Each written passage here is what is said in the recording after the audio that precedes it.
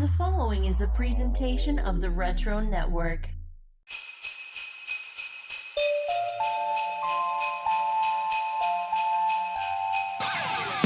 Come on and sit a spell. We've got stories and jokes to tell.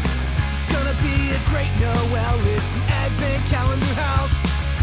Muppets, Batman, Smurfs, and even Garfield's Halloween. We're gonna take a trip down memory lane.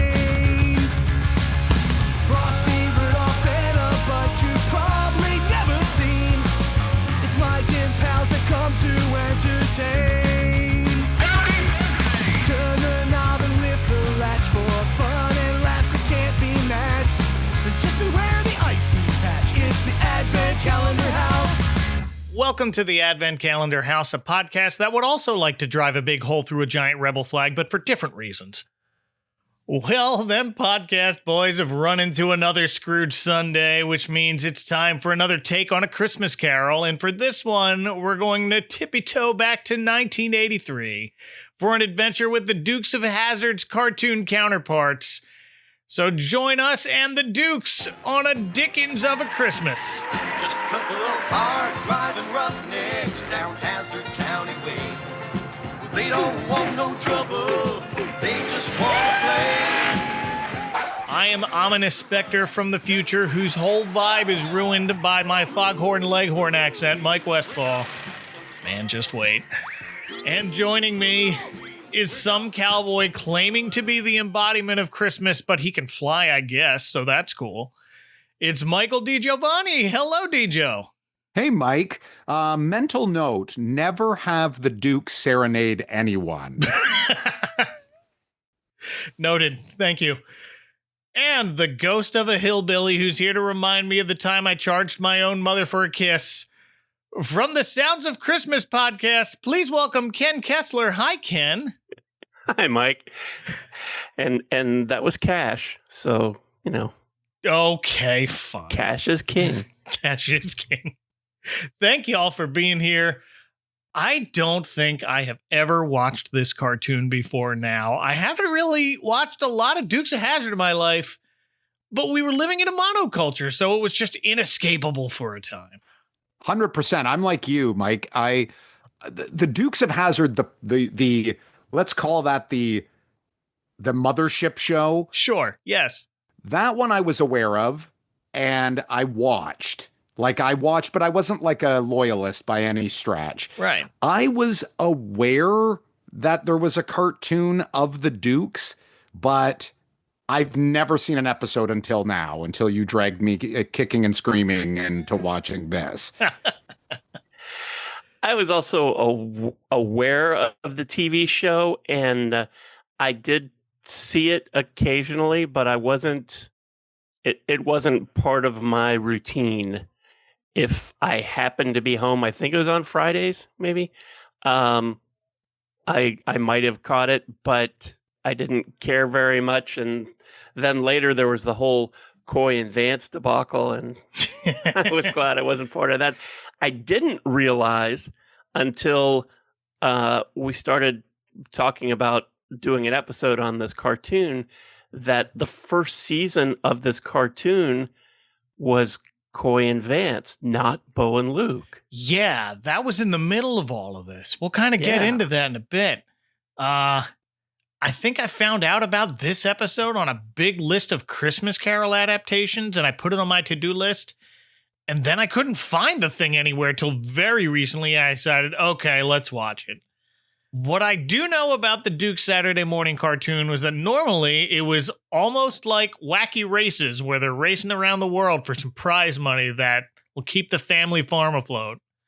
This was a Hanna-Barbera cartoon that ran on Saturday mornings, overlapping the original show's 5th and 6th season. So right during that Coy and Vance point, when John Schneider and Tom Wopat left the show over a contract dispute. So the first 10 episodes of this cartoon starred Coy and Vance. But this episode, Dickens of a Christmas, was after that. So Bo and Luke are back. And this show features basically all the actors from the original show voicing their animated counterparts. Yeah, that was a surprise. Yeah, what a weird and wonderful time that this was in the early 80s, where networks made animated shows based on their hit programs that were currently airing in primetime. Like this, they did this with Laverne and Shirley. Yeah. They did this with the Happy Days gang. Think about this, people. This is like them making a cartoon right now about Chicago fire, but it's set on Mars and the crew has a glomer. Like that's the equivalent. They all had a glow. This one did. Well, no, this one has one too. Yeah, we're gonna come up. We'll get to it. Oh my goodness, yes. But yeah, you have John Schneider and Tom Wopat voicing Bo and Luke. You have Denver Pyle as Uncle Jesse. You have Catherine Bach as Daisy. Sorrel Book is Boss Hogg and James Best as Sheriff Roscoe, and they're all best known from the Dukes of Hazzard, so I'm not going to do any deep dives on each of them like I usually do. But I will mention a couple of Christmas connections. Ken, did you know John Schneider and Tom Wopat put out a Christmas album? I have to admit that, yes, I did. I thought you might. Oh my God. And I think that John Schneider did a follow-up on his own. Did he really? Yeah. Wow. But that was after he came out as a big Trump supporter. Yeah. So a lot of the time he spent promoting this was really talking about politics. So it got lost in the shuffle. Okay. This first one was called Home for Christmas. Looks like it's mostly straight jazz covers of Christmas songs, but then they get silly with one that they've retitled Johnny, It's Cold Outside. Yeah. And it just hearing that title gives you more than enough. Yep. Yeah. So this must have been in their contracts. So do you know what I mean? Like when they were doing their renegotiating season 6 or 7 or what of their show, they must have been a clause that it was like, you also have to show up for a weekend and record your voice for this cartoon that we've agreed to do with Hanna-Barbera. That must have been how that worked. For all of those shows. Yeah. For all of those shows. Like like I said, there was so many of these. You could go across the board. Punky Brewster did this. Gary Coleman, like the Ed Grimley. They took like TV stars from prime time and forced them into these animated shows. Like this is just a lost art that doesn't happen really anymore. No, it really doesn't. And they did this in the 70s, too, the Brady Bunch and with the Partridge Family. Oh, you know what? Yeah. Jackson 5. Good call. Another Christmas connection. Sorrel Book, the voice of Boss Hogg, the actor of Boss Hogg. He is Boss Hogg. Played Santa on an episode of Full House. Well, there you go. But yeah, so most episodes of the Dukes featured them racing against Boss Hogg in some Grand Prix around the world that gave the writers an excuse to send them on adventures in places like Paris, Athens, Australia, Hong Kong. In this episode, they're in England, but they're taking an apparently mandated break. No racing on Christmas Day. So we didn't even get to see much of the race. No, and they keep saying that the rules say you can't race on Christmas.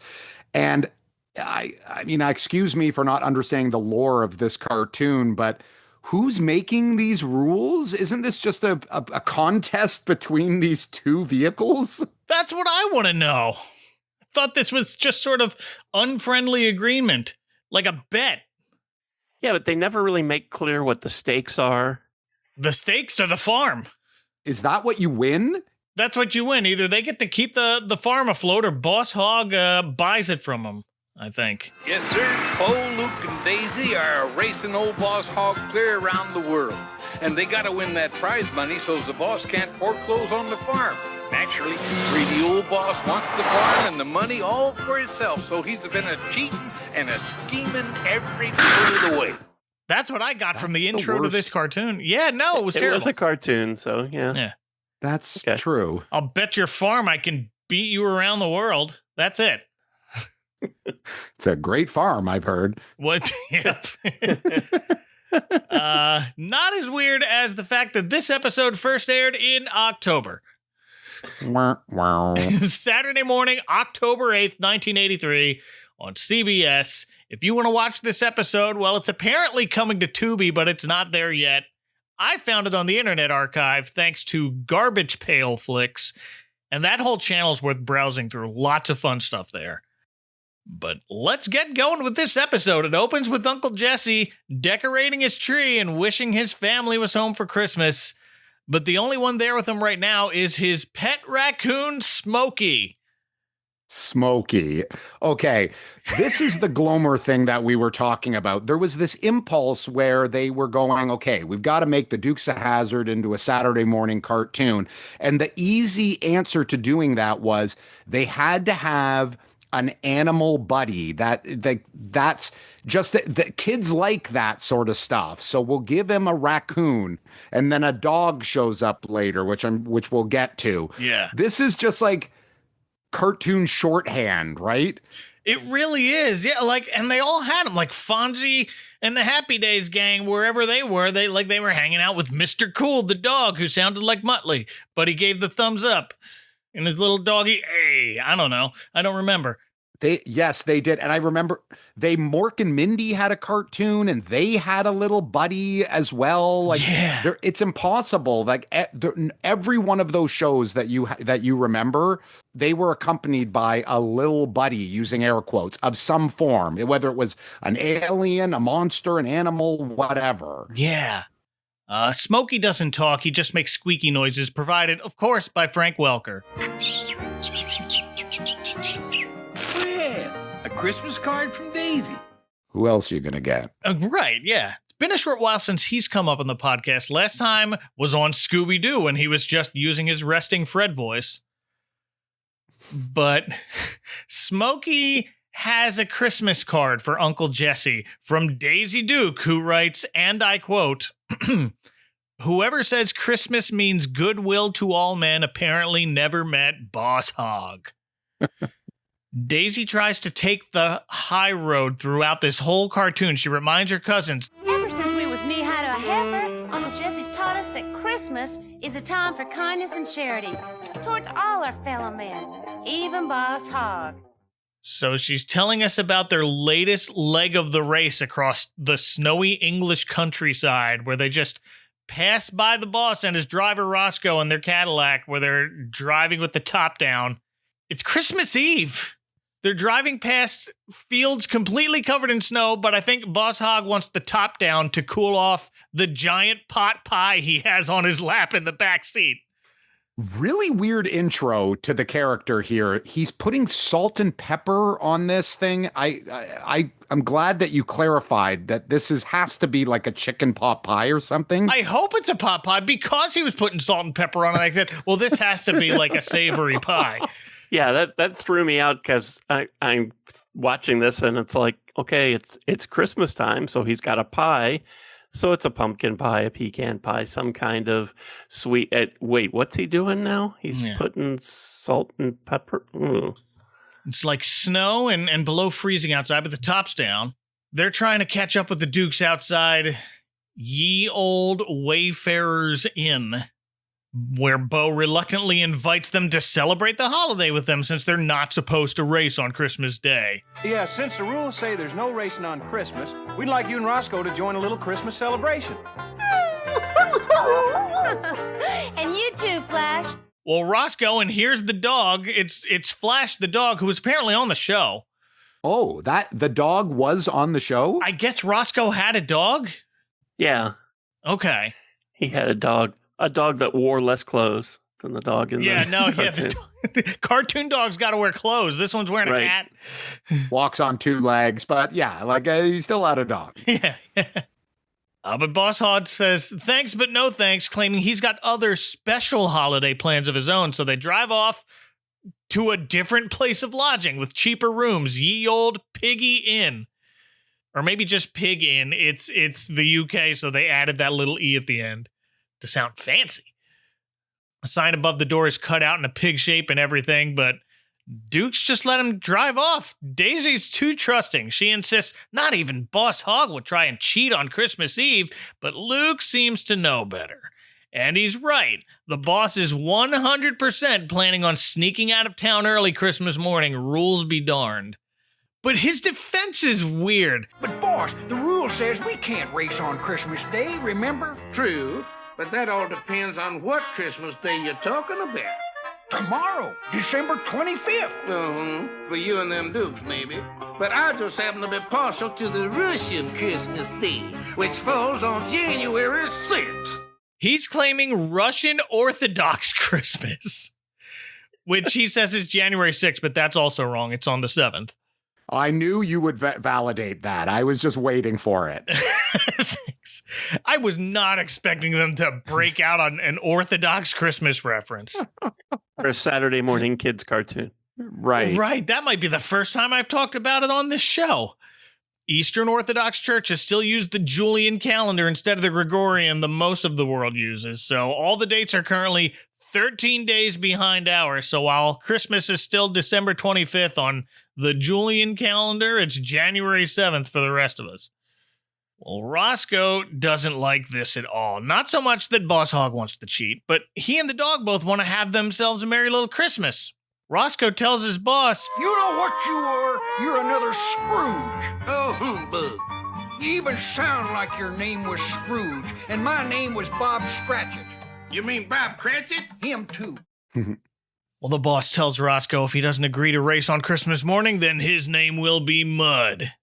And then we check back in with the Dukes, who are shopping for a Christmas tree, which, you know, I've given shows a hard time for showing people shopping for a tree on Christmas Eve, but I'll excuse it when they're in the middle of a transcontinental race.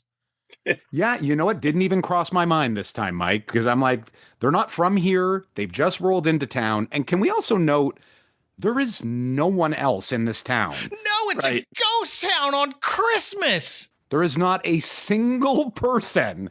Right. They checked themselves in. They went and found this open Christmas tree barn. That's the only place where it even looks remotely Christmassy. There's no decorations anywhere else. The tree is the decoration. The one decoration in this whole cartoon. They didn't have the budget, I guess, to animate any background figures because there is no one. No, we're not adding lights. Or lights, right. Yeah. Yeah, we're not adding people either. Yeah. And then you got to pay for other voice people. No, get out of here. Oh, they pick out a little tree. It's not even as tall as Daisy, but it's a nice looking tree. They mention they wish Uncle Jesse could be there with them and go on about how no one should be alone on Christmas, not even Boss Hogg, whom we find alone, enjoying the best plum pudding he's ever had. Not exactly a pot of customary gruel, but his room he's got in the Pig Inn does look a lot like other depictions of Scrooge's sitting room, I thought. Yeah. Like, it almost reminded me of how it looks like in Mickey's Christmas Carol, which had to have been a production around the same time, now that I think about it. Quite the inn that these guys could get last minute, huh? Like, this thing has a fireplace. It's like 2,000 square feet. It's pretty ornate. Yeah, it's called the Pig Inn, but so I'm expecting this dinky little place, but, well, Boss Hogg's in it. Is Roscoe staying somewhere else? We'll catch up with him later. He doesn't get the fancy 2,000 square foot apartment. And unlike Scrooge, Boss Hogg has a big fire going in the fireplace, but he does see a face in that fireplace, and the actual fire itself. Realizes he's getting sleepy, so he dismisses the idea of seeing a face. He tells himself, I mean, all that talk about Scrooge ain't fair. Just 'cause I know which side my wallet's buttered on. Just 'cause he knows which side his wallet's buttered on. That's an expression I've never heard before. Yeah, that never caught on. No, and you'll never hear it again. Nope. Seems to doze off, and then we see a clock tower strike 10, and Boss Hogg jumps awake at the sound of rattling chains to find those chains are wrapped around some guy in a three-piece suit, whom he immediately recognizes as Big Jake Marley.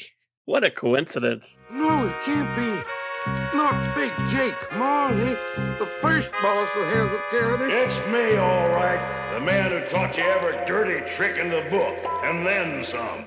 Is this guy the original Boss Hogg? Is that what we're supposed to believe here? Yeah, he says he's the first boss of Hazzard County who taught Boss Hogg every dirty little trick in the book. He's complete with those bags with the dollar signs on them as well. Oh, yeah. He's got all the change. He's got all the Jacob Marley effects with him, just in a fancier suit. Tells Boss Hogg he's learned a little too well from Marley's example. This Marley's a lot angrier than we've seen other versions of the character. He looks like he doesn't have any time for Boss Hogg's nonsense, even though that's the exact reason he's here.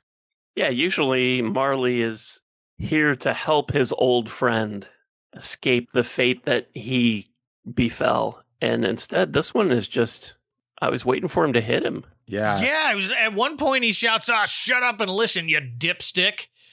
Yeah, he seems very put on by having to do this. He's very bothered by the whole process of this. And as you said, Ken, like he's like rushing through it, it feels like. Yeah, well, 20-minute cartoon also, but. Yeah, they got to get a lot of ghosts in that 20 minutes. Yeah, that's true. That's true. Charity, mercy, and kindness. Them's the lessons I never learned here on Earth, but you can if you just listen to the three ghosts who will come a-haunting you this very night. Three ghosts? Oh, haunt me! Oh, me, no way. And then he vanishes before Boss Hogg can even offer him a bribe. Well, Boss Hogg's quite shaken here. He tells us Big Jake Marley has been dead for 30 years. So he's still not quite sure he just dreamt all that because he tries to slap himself awake, suggesting this might have all been from the plum pudding he ate. There's more pudding than the grave about you. No, that doesn't work. So Boss Hogg decides he'd better head to bed, but he walks into the other room to find somebody sitting on his bed. Yeah, Tom Sawyer. Yes, that's the note I have. It's a grown-up Tom Sawyer as the ghost of Christmas Past. Who are you? I'm the ghost of Christmas Past, and you and me's gonna take us a little trip. Oh, no. What? Yeah. I was looking forward to our discussion on the depiction of the various ghosts here. When this dude shows up, as you guys described, like in overalls, barefoot yokel dude. Yeah. Initially, I was like, is this supposed to be referencing a character from the show that I'm just not recognizing? Or did they just opt to make him look like grown-up Tom Sawyer? I tried to look. I'm just like, is this a character? It's not. It's just a choice. Let's make the ghost of Christmas Past look like a yokel. Yeah. Introduces himself, howdy, in Frank Welker's voice. Chewing on a weed. A ghost weed, I'm guessing. Oh, yeah, the big thing of straw hanging out of his mouth. He's got a straw hat. Reaches out his arm and tells Boss Hogg, you and me are going to take us a little trip as we head to a commercial. This recording didn't include commercials. There was that Cookie Crisp one at the beginning, but someone added that for funsies. I know. I was excited when that first started, like when it opened with that, and because I assumed we were going to get a bunch of commercials. Yeah, me too. No, we didn't. No, and I feel like that one was like way later than this 1983 cartoon. Yeah, you're probably right. The Dukes will return after these messages.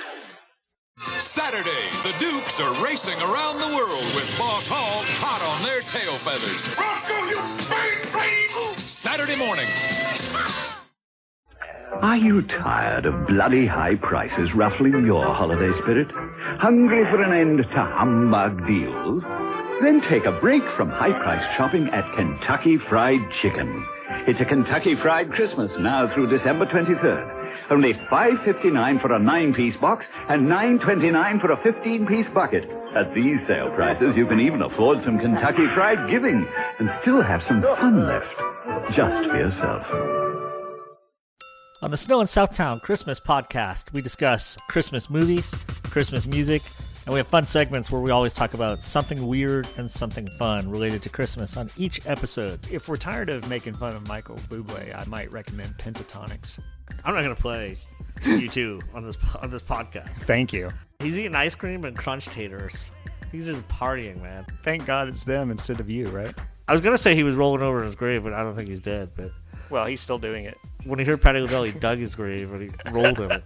How about 10s and 20s? 10s and 20s. Be sure to check out our website at snowinsouthtown.wordpress.com where you'll find links to our Facebook, our Twitter, and our Discord. Yeah, I'd like the tiny tots, please. You made us some small tater tots. Yeah, your tiny tots. He told him the whole time. They do one beagle. Fire that up. Speaking my language now. You can stream our podcast at iTunes, iHeartRadio, Stitcher Radio, and anywhere else you get your podcasts.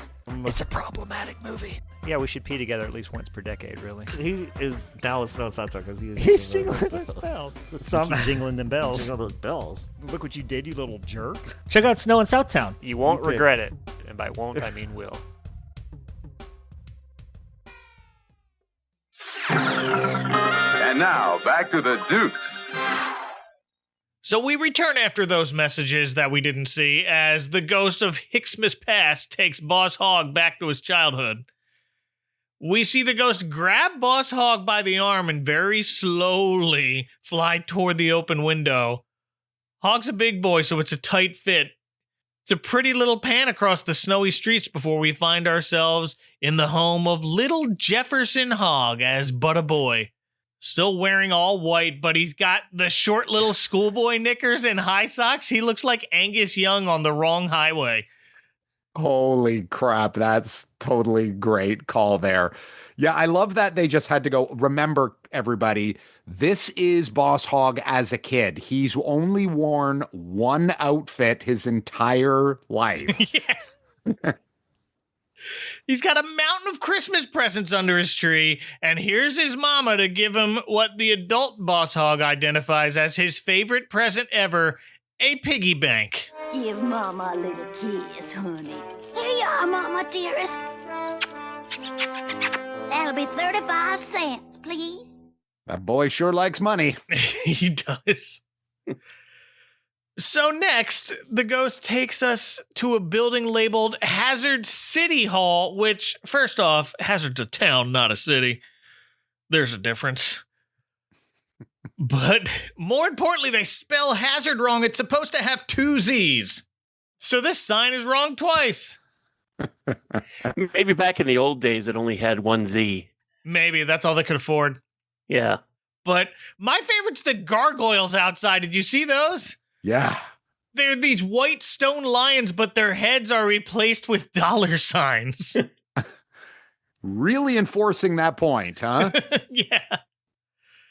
This is Boss Hogg as a younger man. He's already county commissioner, it appears, and he's counting stacks of dollar bills again. Even the angle of him at the desk is just so well drawn, and it looks like he's sitting in the exact same way as Scrooge McDuck, complete with a young woman wondering if he's going to stop counting his money. Jefferson, for goodness sake, it's Christmas Eve. My folks were expecting us hours ago. Huh? Oh, sorry, honey doll, but I gotta make me one last bank deposit for the day. So we know in the show, Boss Hogg is married to Lulu, who is Roscoe's sister, but this is not Lulu. This is young Elsie McCoy, his first love, who demands the young Jefferson to choose between her and his money right now. And she walks out when he asks, how about we call it a tie? And I don't know if this is canon, which seems like a weird word to use for the mythology of this show, but that this woman then went to marry Jesse Duke. Yeah, this thing's inventing canon. That's it. Jefferson Davis Hogg, you and I are finished forever. I'll marry Jesse Duke instead. No, Elsie, wait, don't leave me. Especially for that goody two-shoes Jesse Duke. Which makes sense if that's the reason that Boss Hogg then hated the Dukes, but I feel like I'm making that into a bigger deal than anybody meant. Well, no, I had the exact same note where I'm just like, does this explain the entire show's premise with this one little bit of canon that they stole from A Christmas Carol, but not really?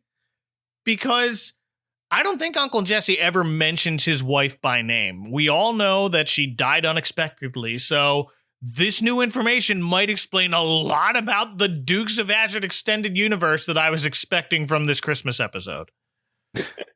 The mythology of the Dukes has expanded significantly thanks to this episode. Right? We solved it, everyone. And watching this moment is the right amount of unsettling for Boss Hogg. He begs the ghost of Christmas past to take him somewhere else because his heart can't take the palpitations. So then we cut back and check in on the Dukes, who were apparently out Christmas caroling really late on Christmas Eve. They show a clock tower. It's like a minute to midnight. Good tidings for Christmas and a happy new year. I should have known it was you Dukes down there, carrying on at all hours of the night. I know they put out an album and everything, but this is not good singing with their We Wish You a Merry Christmas. Oh, boy. Yeah, it is really bad.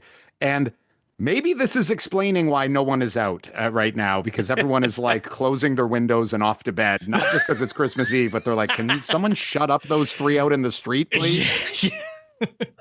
Those Americans out there making a racket. Yeah, really.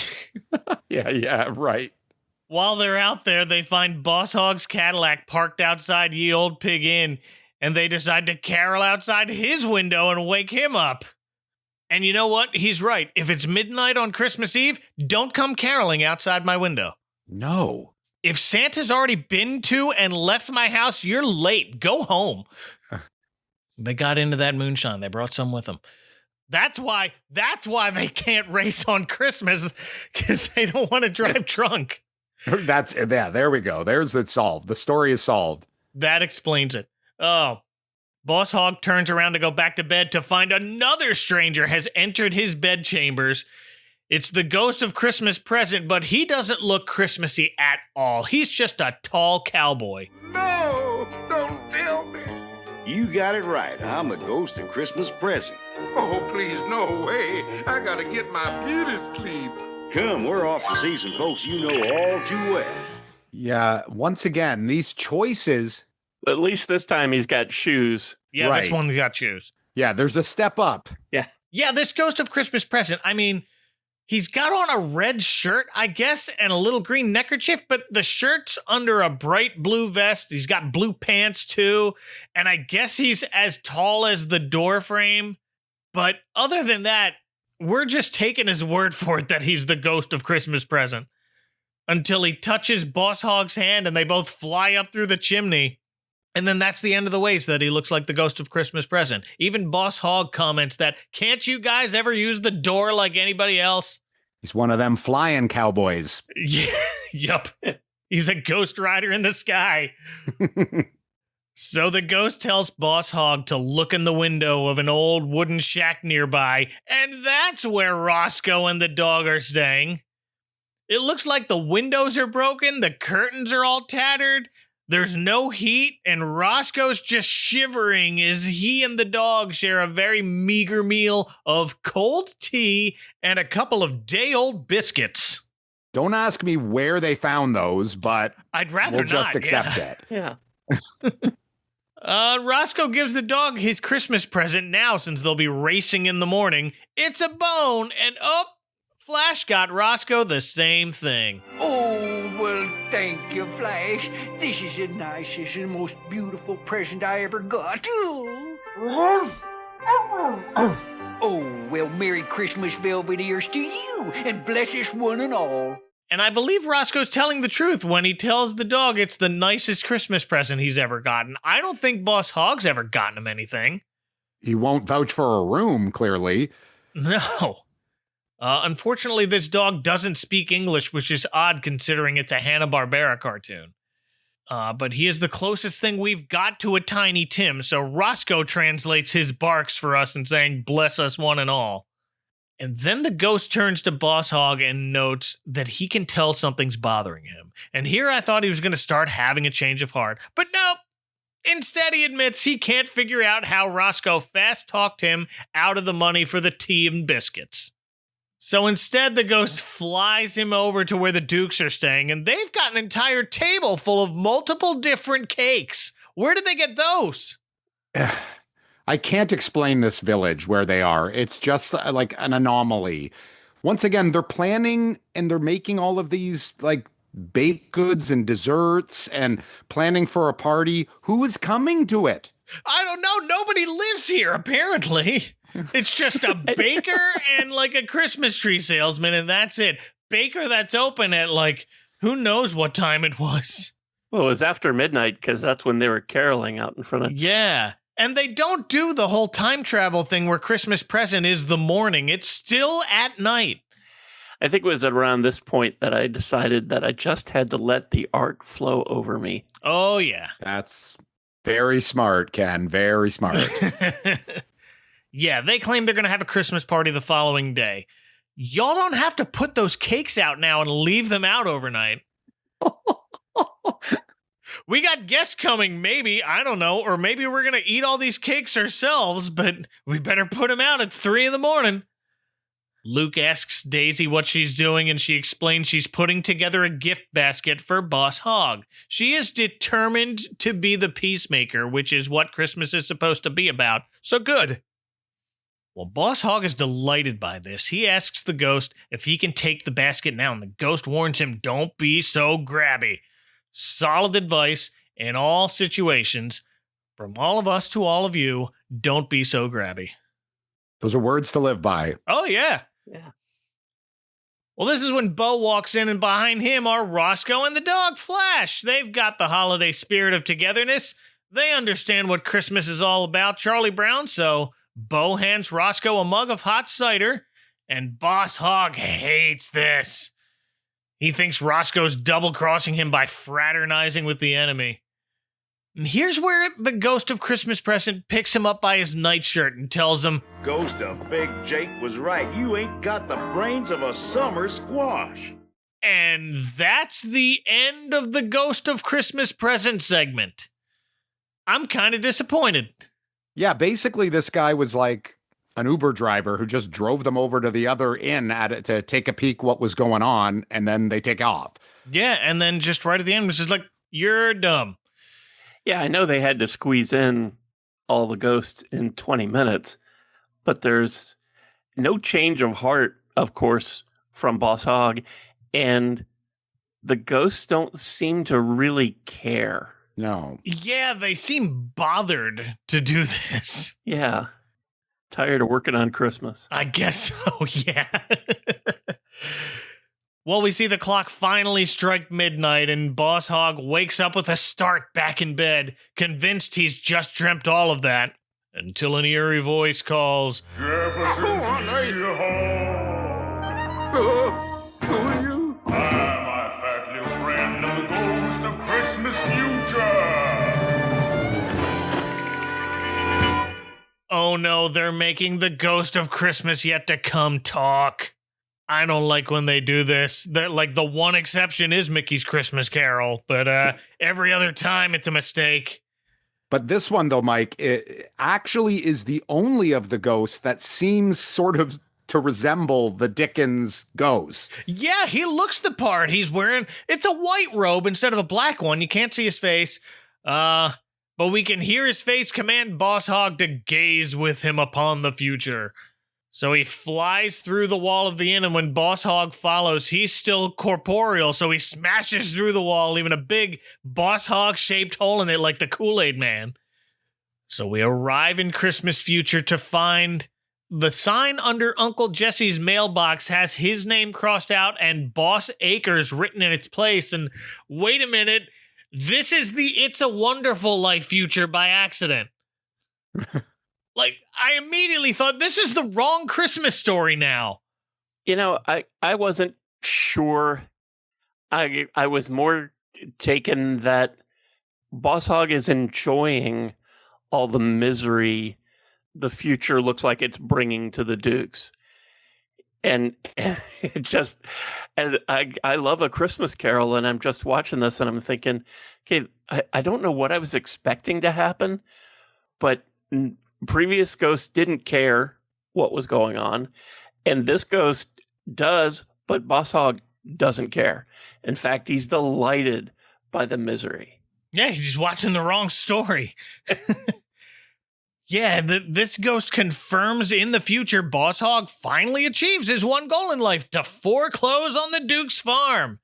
We see old Jesse out here plowing the fields. Whew. I'm drier than a swamp frog in the summertime. Hey, Jesse, quit the lollygagging out there. You'll take a break for water when I tell you to, yeah? He can't hear you, my tubby little friend. Well, that's not necessary. Next, the spirit takes him to the Boar's Nest, Boss Hogg's very own eating establishment, as he calls it. This is from the show. And it looks like business is booming. The boss is delighted to see Bo Duke dressed like a clown. Working for him, he boasts, and the ghost mutters, well, yes, I suppose you could say that. But then they just move on from Bo in a clown suit. Just, no, I want to know what the catch is here. And what's the offer here? I don't know. He's like a free balloon if you, come to the restaurant? What was his job? This way, everybody. One free balloon with every order of shoe fly pie, free parking, and all credit cards are accepted. Just, I'm going to put you in a clown suit to humiliate you. No reason. We'll have to wait on more of that. Well, and we never get it. I don't know why I said we'll have to wait. All Boss Hogg wants to know is where Daisy Duke is. He gets way too excited to see what she's doing. She's inside the dining room on her hands and knees, scrubbing the floors. This is a Saturday morning cartoon for children, but those animators know what they did. Shame on them. Just complete disrespect making Daisy do this in the middle of a packed dining room full of customers while Roscoe barks orders at her. And then we've got Luke hauling garbage cans in the now roofless General Lee, which I don't think was a convertible. What? Okay. What in the world? I get it. It's a cartoon. I'm trying to follow Ken's zen, like just let this show wash over you. But the General Lee as a garbage truck makes no functional sense. No. Like, it looks like they just took the roof off of it. It now says Hogg Garbage Disposal on the side of it. But Boss Hogg loves all of this. He's overjoyed at the future misery of all them Dukes. At least the future that the ghost reminds him depends on how he chooses to live his life. Well, he likes this future just fine, so the ghost matter-of-factly says, then you won't mind making one last stop. And you guessed it, it's the cemetery. Boss Hogg is dead, and he can't even be alive to appreciate any of this. Say, that's me buried there. So it is, unloved and unremembered. What are you talking about, unremembered? We just saw his name plastered on everything. It's on the side of the car. Barring that, the real reason I imagine Boss Hogg is suddenly not thrilled about this future is because he's not alive to bask in the Duke's misery. Yeah, that is the moral message, I believe, is that's finally the thing that clicks on him, is that, oh, I'm dead here. So I can't revel in any of my enemy's misery here, so this future isn't going to work. Yeah. So he gets right to bargaining with the ghost, offers him 10% of his fortune if the ghost promises not to let this happen to him. And the ghost tells him, I'm sorry, your money means nothing to me. And Boss Hogg replies, oh, thank goodness. For about a second before he realizes, wait, no, that's not what I meant. And then he blows his nose on the ghost's robe. I liked that. More Scrooges should do that. It'll be funny. The ghost implores Boss Hogg, give up your cheating and conniving ways, and instead carry the spirit of kindness, hope, and charity with you always. Yes, I'll do it. And I just wrote, man, I don't like this. This is Christmas Present's job, and this one's supposed to just silently scare him straight till he wakes up in his own bed. We don't get any of that here. And the only reason that he's going to change his ways is so that he can, I guess, be alive to enjoy the misery that's coming. Yeah, if it's coming at this point. If it's coming. Right. Yeah. Redemption. Maybe. But instead we cut back to where the Dukes are staying. They've got presents under a fully decorated tree and bowls full of mutton stew on the table because they don't have enough money for a goose. Well, they spent it all on those cakes, I guess. that have all gone bad now. Yeah, yes, they have. Oh. And the all-night mutton shop on the corner. Right. Maybe they ate those first. You don't see the cake anymore. But they've got each other, and that's what's important. And their smiles turn into shocked faces when a newly reformed Boss Hogg, I guess, walks in with an armful of wrapped presents. Okay. Followed by Roscoe with a big old roast goose and all the trimmings. And the Duke boys are as stunned as I am. There's going to be a lot of leftovers, let's just say. Yeah. And I do like that they bring the goose in and it's still steaming. Yeah. They set it down. It's still steaming from wherever they brought it in. Made Roscoe carry it with his bare hands. He's probably got burn marks all up and down his arms. Do you see what I see? You better pinch me and make sure I ain't dreaming. Say, I bet you thought old Boss Hogg was gonna let you nice folks down on Christmas. Well, I did. Oh, knock it off, you buckethead, will you please? And I had to rewind a few times because I did not think he said buckethead. I rewound it as well. It's very close to what you thought you heard. Yeah. Yeah, that was like earlier when I think it was the Ghost of Christmas Past called him a dipstick. And I was like, wait, what did he say? Right. Wait, what? Like, everybody talks so fast through this. It was tough to make out what everybody was saying half the time. But Boss Hogg goes on to say the presents were a token of he has a hard time saying friendship till Roscoe whispers it in his ear. And then we see all three ghosts looking on proudly through the window as everyone gathers round the Christmas dinner, as Luke gets the honor of saying the line, or a line at least. God bless us one and all. And Luke Duke, who did not die. We fade back to Uncle Jesse reading Daisy's letter as Smokey the raccoon opens one of the packages and sticks a whole big candy cane in his mouth, till Uncle Jesse tells him for once in his life, Boss Hogg learned that it's given that counts, not the taken. Just like you, given your time to put away all these artificial tree ornaments, and Smokey realizes, oh, this candy cane I just shoved in my mouth isn't real. What's the matter? You look like you seen a ghost, just like Boss Hogg. And that's how they end it, with a disappointed raccoon. Merry Christmas, everyone. That's right. Really disappointed we didn't get some kind of scene where Roscoe gets his salary raised or something, or them starting the race back up on Boxing Day. Not enough racing in the racing cartoon. I know. After the intro, I was like, we're being teased about this global race. I'm like, give us a scene of the cars ripping around at least. I can't believe this Christmas episode actually wanted me to watch more of this cartoon so I could see them racing it around the world. That's how they get you. Yeah. It did its job. Damn you. I liked how Daisy said repeatedly that nobody should be alone at Christmas, but they didn't care that they left Uncle Jesse behind and he's alone at Christmas. He's got the raccoon. And however long they've been gone. So he's probably alone for Thanksgiving. He's going to be alone for New Year's. Hey, yeah. It's all for the farm. Yes. Well, any final thoughts on the Duke's Christmas episode? Not hard to see why this didn't last more than 2 seasons. I'm surprised it made it to 2 seasons. I can't imagine anyone would ever want to add this special to their annual rewatches around the holidays. No. But I'm glad that you invited me to watch this because it's such a strange relic of a different time of cartoons, you know? Yeah. It's so bizarre that it's a cartoon based on the Dukes of Hazzards with their voices.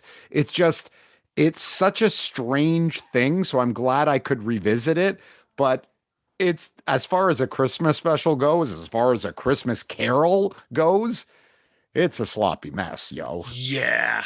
I am glad I watched it. I'm going to save this one, maybe put it on if I want to show someone a very strange, very short version of A Christmas Carol that doesn't make sense and barely looks Christmassy, but still hits some of the story beats.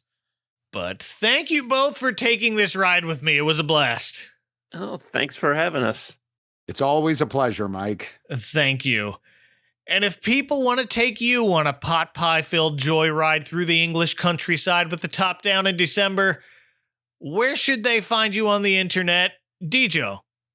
Well, you can find me on Blue Sky at They Call Me Dijo, and I've also decided to give that old TikTok a try. So you can find me talking about movies and TV shows on TikTok at They Call Me Dijo. I think that is a clear sign of a midlife crisis. Oh, no. Are you going to be the one who gets me on TikTok? What have you done? I'm so sorry. Or he'll be the one that keeps you from going on TikTok. Maybe. Ken, where can we find you? soundsofchristmas.com. That's where my station is. That's where the links to all the podcast episodes are, and links to all the socials if you are so inclined as to be social. Yeah, please check out those things. Even TikTok. You can find those links in the show notes of this episode, and you can find me on the internet. Just go to adventcalendar.house, and I'll let you take it from there. All of my links are there as well. Tune in next time when we'll talk about how coin vants save Easter. No, we won't. But we will keep it in the Hanna-Barbera verse, so that'll be fun. Till then, for Ken Kessler and Michael DiGiovanni, from my drafty one-room shed around the back because there was no room in Ye Old Pig Inn, this is Mike Westfall saying watch out for that icy patch and be a good old girl or boy for goodness sake. Good night, y'all.